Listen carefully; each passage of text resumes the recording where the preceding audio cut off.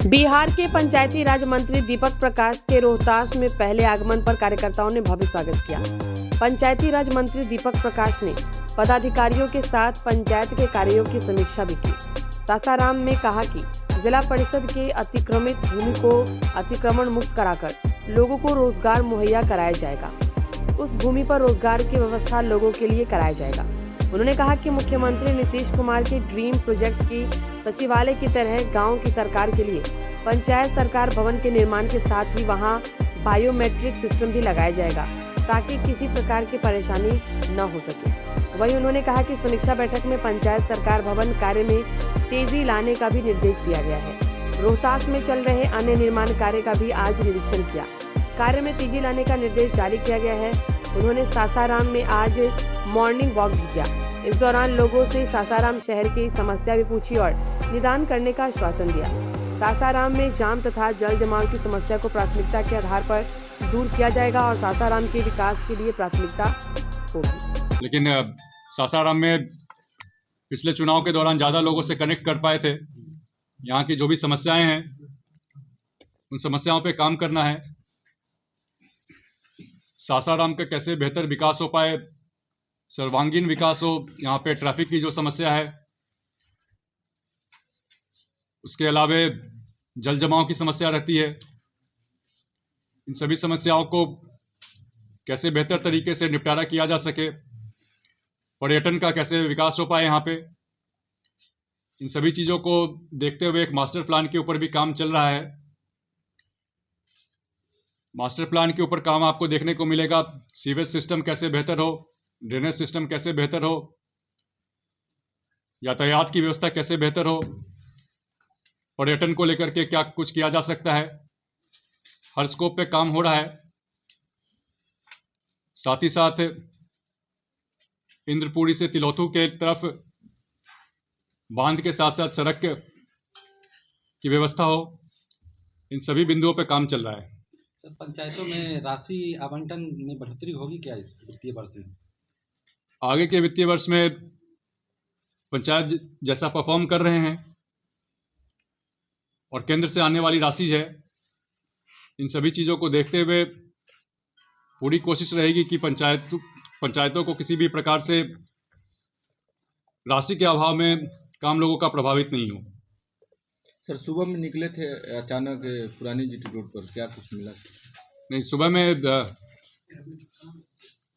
भीड़ भाड़ कम होती है तो शहर को आप बेहतर तरीके से देख पाते हैं क्या कुछ व्यवस्था है। तो अनौपचारिक रूप से हम लोग सुबह में मॉर्निंग वॉक के लिए निकले थे और एक घूमते हुए हम लोग परिसदन से गीता घाट की तरफ गए थे। तो वो सारा देखते हुए फिर वापस आए। कुछ औपचारिक नहीं था, अनौपचारिक था, मॉर्निंग वॉक के लिए गए थे। तो कुछ लोगों से भी बातचीत हुई रास्ते में, लोगों ने भी अपनी अपेक्षाएं बताई हैं। तो हर तरीके से सासाराम के लिए एक खास जगह तो है ही, तो उसके लिए हर तरीके से काम करना है।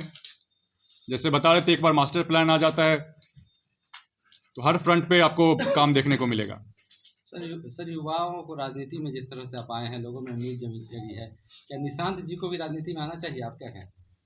नहीं, हम किसी खास व्यक्ति विशेष पे टिप्पणी नहीं करना चाहेंगे, लेकिन चूंकि युवा राजनीति से खुद को जितना नज़दीक महसूस करे,